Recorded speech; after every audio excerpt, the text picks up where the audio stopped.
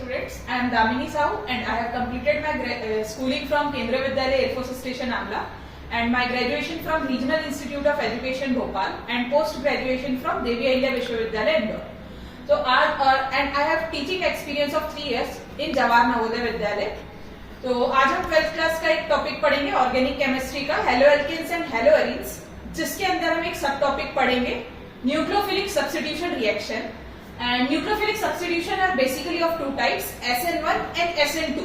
पर आज हम सिर्फ SN2 केमिकल रिएक्शन को यहाँ पे डिस्कस करेंगे. ठीक है, न्यूक्लियोफिलिक सब्स्टिट्यूशन रिएक्शन जैसे इसका नेम सजेस्ट कर रहा है, न्यूक्लियोफाइल्स जैसा पहले 11th क्लास में ऑलरेडी पढ़ा हुआ है. न्यूक्लियोफाइल्स ऐसी केमिकल स्पीशीज होती है जो कि न्यूक्लियस लविंग होती है.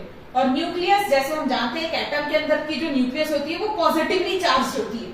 इसीलिए positively charge loving species are known as nucleophiles. ठीक है, इसका नाम को भी अगर हम देखें तो nucleo means positive and philic means loving. ठीक है, अब अगर न्यूक्लियोफाइल न्यूक्लियस लविंग स्पीशीज है, पॉजिटिवली चार्ज लविंग स्पीशीज है, तो ऑब्वियसली वो खुद क्या होगी, नेगेटिवली चार्ज. तो negatively charge species like all halides, cyanide, hydroxide etcetera, जिनके ऊपर नेगेटिव चार्ज है वो सारे के सारे कैसे होंगे, न्यूक्लियोफाइल्स होंगे. अब सब्स्टिट्यूशन का मतलब क्या होता है, हमने एक सबस्ट्रेट ले लिया, उस सबस्ट्रेट में कोई एक स्पीशीज प्रेजेंट है और एक हमने उसको किसी दूसरे रिएजेंट के साथ में रिएक्ट करवाया. वो रिएजेंट का एक पार्ट आया, उस सबस्ट्रेट में से उस पर्टिकुलर जो पार्ट था उसको रिमूव किया और उसकी जगह पे आके बैठ गया. ठीक है, मतलब उसने उसकी जगह को सब्स्टिट्यूट कर दिया. तो इस टाइप की केमिकल रिएक्शन को हम कहते हैं सब्स्टिट्यूशन रिएक्शन, जो हमने ऑलरेडी लोअर क्लासेस में पढ़ी हुई है. तो यहाँ पे न्यूक्लियोफिलिक सब्स्टिट्यूशन रिएक्शन का मतलब होता है जिसमें एक इनकमिंग न्यूक्लियोफाइल आए और ऑलरेडी प्रेजेंट न्यूक्लियोफाइल एक सबस्ट्रेट का उसको उसकी जगह से सब्स्टिट्यूट कर दे और वो जो इनकमिंग न्यूक्लियोफाइल है वो उसकी जगह पे बैठ जाए. उस टाइप की केमिकल रिएक्शन को हम कहते हैं न्यूक्लियोफिलिक सब्स्टिट्यूशन रिएक्शन. ठीक है, इसमें अब हम डिस्कशन करते हैं SN2 reaction. SN2 chemical reaction हम इस तरीके से इसको रिप्रेजेंट करते हैं, इस तरीके से वो लिखा जाता है और इसका फुल फॉर्म होता है, इसको हम पीछे से स्टार्ट करेंगे. 2 represents bimolecular, N for nucleophilic and S for substitution. तो इसका फुल फॉर्म हो जाता है बायमोलिकुलर न्यूक्लियोफिलिक सब्स्टिट्यूशन रिएक्शन. अगर ये SN1 होता तो 1 रिप्रेजेंट करता है यूनिमोलिकुलर, जो हम नेक्स्ट क्लास में डिस्कस करेंगे. यहाँ पे सिर्फ अभी हमें ध्यान देना है bimolecular nucleophilic substitution reaction. Nucleophilic substitution reaction हम ऑलरेडी समझ चुके हैं.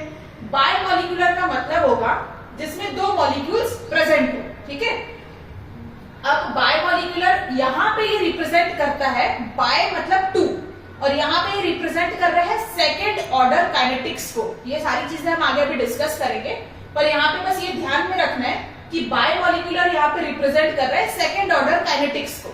और केमिकल काइनेटिक्स में ऑलरेडी पढ़ा हुआ है, सेकेंड ऑर्डर काइनेटिक्स का मतलब होता है कि कोई भी केमिकल रिएक्शन है उसका रेट ऑफ रिएक्शन दोनों ही सबस्ट्रेट, जो भी हमारे दोनों रिएक्टेंट्स प्रेजेंट है, उनके कंसंट्रेशन पे डिपेंड करे.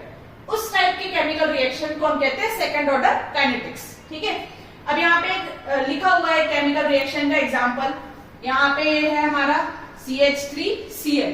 ये जो बीच में सेंटर है ये हमारा कार्बन रिप्रेजेंट कर रहा है. ये जो बॉन्ड्स हमने बनाए हैं ये ऑलरेडी सबने पढ़ा हुआ है, सबको पता होगा. Towards the observer, behind the observer and towards the observer, away from the observer and in the plane of the board. ठीक है, ये बॉन्ड रिप्रेजेंट कर रहा है. अब यहाँ पे हमें 3 हाइड्रोजन एटम दिखाई दे रहे हैं और यहाँ पे क्लोरीन ग्रुप प्रेजेंट है. ये जो क्लोरीन है हम इसको कह सकते हैं न्यूक्लियोफाइल है. इसको ये हमारा मेन सबस्ट्रेट है क्योंकि हमें कार्बन एटम प्रोवाइड करवा रहा है. ठीक है, ये जो क्लोराइड आयन है ये यहाँ से एक लिविंग ग्रुप हम इसको कहेंगे क्योंकि ये इस सबस्ट्रेट में से इस सबस्ट्रेट को छोड़ के बाहर निकलेगा और इसको जब हम एक न्यूक्लियोफाइल से रिएक्ट करवाए, यहाँ पे हमने न्यूक्लियोफाइल ले लिया है OH ग्रुप. ठीक है, जब हम इसको इसके साथ में रिएक्ट करवाएंगे तो ये OH ग्रुप क्या करेगा, इस कार्बन पे आके अटैक करना चाहेगा. अब हमें ऑलरेडी पता है कि कार्बन की वैलेंसी मैक्सिमम तो सिर्फ 4 हो सकती है. अब अगर ये इनकमिंग OH ग्रुप भी इस कार्बन पे आके अटैच हो जाए तो कार्बन से कितने बॉन्ड्स अटैच हो जाएंगे, 1 2 3 4 एंड 5, जो कि पॉसिबल ही नहीं है. इसका मतलब कि कार्बन को एक बॉन्ड, कोई ना कोई एक बॉन्ड को ब्रेक करना पड़ेगा ताकि उसकी जो वैलेंसी 4 है वो उसको सेटिस्फाई कर सके. तो यहाँ से कौन सा बॉन्ड टूटना चाहेगा, क्योंकि क्लोरीन यहाँ पे एक अच्छा लिविंग ग्रुप है और ये OH ग्रुप उसको अच्छे तरीके से सब्स्टिट्यूट कर सकता है, ठीक है। इसीलिए ये जो OH ग्रुप है ये इस क्लोरीन को सब्स्टिट्यूट करेगा और उसकी जगह पे आके बैठ जाएगा। तो देखो यहाँ पे वही हुआ है, इस सबस्ट्रेट, ये जो हमारा सबस्ट्रेट था उसमें 3 hydrogen atoms as it is present है, पर क्लोरीन की जगह पे यहाँ पे OH ग्रुप आ गया है ना। इसका मतलब कि ये क्या हुआ, एक न्यूक्लियोफाइल ने ऑलरेडी प्रेजेंट न्यूक्लियोफाइल को उसकी जगह से सब्स्टिट्यूट कर दिया, इसीलिए हमने इसको कहा न्यूक्लियोफिलिक सब्स्टिट्यूशन रिएक्शन। पर बीच में यहाँ पे एक हमें स्क्वायर ब्रैकेट के अंदर नजर आ रहा है ट्रांजिशन स्टेट। ये ट्रांजिशन स्टेट हमें क्या रिप्रेजेंट कर रहा है, क्या शो कर रहा है, देखो यहाँ पे जब ये OH ग्रुप यहाँ पे आके अटैच हुआ तो इस टाइम पे अगर हम इस सबस्ट्रेट में इस कार्बन एटम का हाइब्रिडाइजेशन देखें तो वो क्या है, sp3। sp3 का मतलब ये है टेट्राहेड्रल, ठीक है, टेट्राहेड्रल अरेंजमेंट। टेट्राहेड्रल अरेंजमेंट किस तरीके से होता है,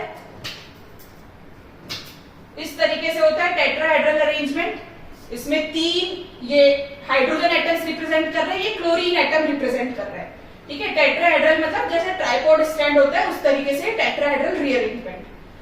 अब यहाँ पे क्या हो रहा है, जैसे ही यहाँ से क्लोरीन बाहर निकला, अगर यहाँ से क्लोरीन बाहर निकलेगा तो ये जो पूरे के पूरे हाइड्रोजन एटम्स थे ना, क्योंकि क्लोरीन जो एक बल्की ग्रुप है उसके आने से ये हाइड्रोजन एटम्स के ऊपर में स्ट्रेन पड़ा, दबाव पड़ा, जिसकी वजह से वो हाइड्रोजन एटम ने क्लोरीन के अपोजिट डायरेक्शन में अपने आप को अलाइन कर लिए।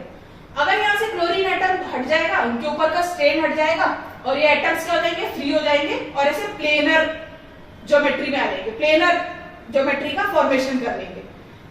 अब देखो क्या हो रहा है, यहाँ पे यही हुआ है, यहाँ पे क्या हो रहा है, OH ग्रुप आके अटैच हुआ, पूरे की पूरे हाइड्रोजन एटम ने प्लेनर ज्योमेट्री को एक्वायर कर लिया। ये जो डॉटेड लाइन, डैश लाइन यहाँ पे शो हो रही है, ये डैश लाइन रिप्रेजेंट कर रही है कि OH ग्रुप इस कार्बन एटम के साथ में बॉन्ड का फॉर्मेशन बनाना स्टार्ट कर दिया है और ये क्लोरीन का जो बॉन्ड का टूटना है वो यहाँ पे चल रहा है। मतलब जो इनकमिंग न्यूक्लियोफाइल है उसका वो साथ, मतलब एक ही टाइम पे इनकमिंग न्यूक्लियोफाइल आ रहा है और उसी सेम टाइम पे यहाँ से क्लोरीन बाहर निकल रहा है, ठीक है। तो देखो इस टाइम पे क्या हुआ, हम कह सकते हैं कि कार्बन की इस टाइम पे वैलेंसी कितनी नजर आ रही है, 1 2 3 4 5, पार्शियली इसकी वैलेंसी कितनी हो चुकी है यहाँ पे 5, जो कि पॉसिबल ही नहीं है। तो नेक्स्ट स्टेप में क्या होता है, क्लोरीन ना जल्दी से बाहर निकल जाएगा।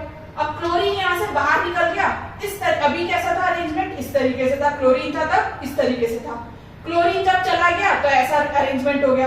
अब देखो जब ये हमारे पास में OH ग्रुप आ रहा है, हम इसको इस तरीके से बना लेते हैं, जब OH ग्रुप आ रहा है, OH ग्रुप हमारा आया इस डायरेक्शन से, अब फिर से OH ग्रुप जो है वो हाइड्रोजन के रिस्पेक्ट में बल्की है, अगर वो अपोजिट डायरेक्शन से आएगा तो फिर से हाइड्रोजन के ऊपर स्ट्रेन पड़ेगा और वो कैसे हो जाएंगे, टेट्राहेड्रल ज्योमेट्री को एक्वायर कर लेंगे, ठीक है। इसका मतलब यहाँ पे प्लेनर ज्योमेट्री का फॉर्मेशन हुआ और फिर उन्होंने टेट्राहेड्रल फिर से ज्योमेट्री को एक्वायर कर लिया। अब अगर हम दोनों को नाम दे दें, इसको A बोल दे और इसको B बोल दे, ठीक है, ये हमारा रिएक्टेंट और ये हमारा प्रोडक्ट, दोनों में। अच्छा, ट्रांजिशन स्टेट के बारे में एक और चीज ध्यान में रखते हैं, ट्रांजिशन स्टेट ना किसी भी रिएक्शन मिक्सचर में एक्चुअल में प्रेजेंट नहीं होता है।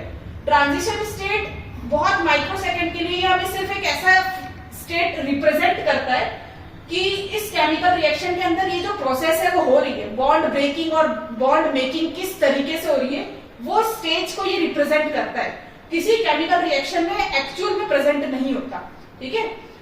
अब देखो ये जो हमारा रिएक्टेंट है ये हमारा प्रोडक्ट है, रिएक्टेंट और प्रोडक्ट में हमें क्या डिफरेंस नजर आ रहे हैं। डिफरेंस एक तो सिंपली यही है कि इसमें यहाँ पे क्लोरीन प्रेजेंट है और यहाँ पे नया न्यूक्लियोफाइल आ गया OH ग्रुप। उसके अलावा यहाँ पे एक और डिफरेंस प्रेजेंट है, अगर हम देखें तो इसमें देखो अलाइनमेंट जो है टेट्राहेड्रल, ये जो अलाइनमेंट है हाइड्रोजन बॉन्ड्स का वो इस तरीके से है, जैसा अभी हमने देखा था हाइड्रोजन एटम्स इस तरीके से प्रेजेंट है, और अगर हम वहां पे देखें तो हाइड्रोजन एटम्स इस तरीके से प्रेजेंट है ना। इसका मतलब टोटली इनवर्ट हो चुका है, जो कॉन्फ़िगरेशन है एटम्स का अराउंड द सेंट्रल एटम, वो रिएक्टेंट और प्रोडक्ट साइड पे पूरी तरीके से इनवर्ट हो चुका है। इसीलिए हम इसको क्या कहते हैं कि जो SN2 केमिकल रिएक्शन होती है ना वो फॉलो करती है inversion in configuration, inversion in configuration.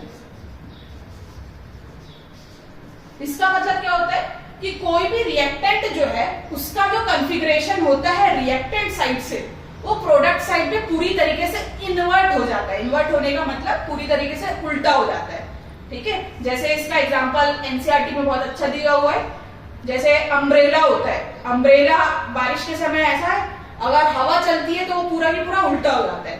उल्टा का मतलब इन्वर्ट हो जाता है। उसी तरीके से यहाँ पे कॉन्फ़िगरेशन में भी होता है, अगर रिएक्टेंट साइड पे ऐसा कॉन्फ़िगरेशन है तो प्रोडक्ट साइड पे उसका अपोजिट हो जाएगा, ठीक है।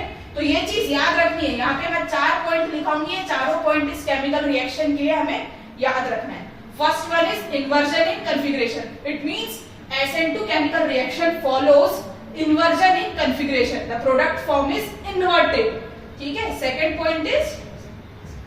पॉइंट हम यही वाला लिख लेते हैं, सेकंड ऑर्डर काइनेटिक्स।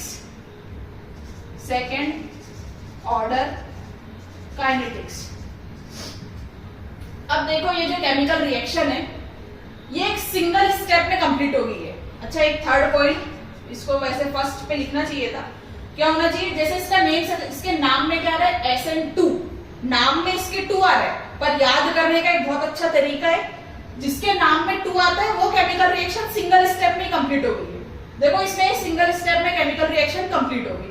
इसके अलावा एक और केमिकल रिएक्शन है ना, हमने डिस्कशन किया था SN1 केमिकल रिएक्शन, उसके नाम में 1 आता है पर वो 2 स्टेप्स में कंप्लीट होती है। यहाँ पे ये उल्टा सीधा है, इसको याद रखना है। SN2 केमिकल रिएक्शन का मतलब ये एक ही सिंगल स्टेप में कंप्लीट हो रही है, तो इसको हम लिख लेते हैं यहाँ पे कंप्लीट्स इन सिंगल स्टेप,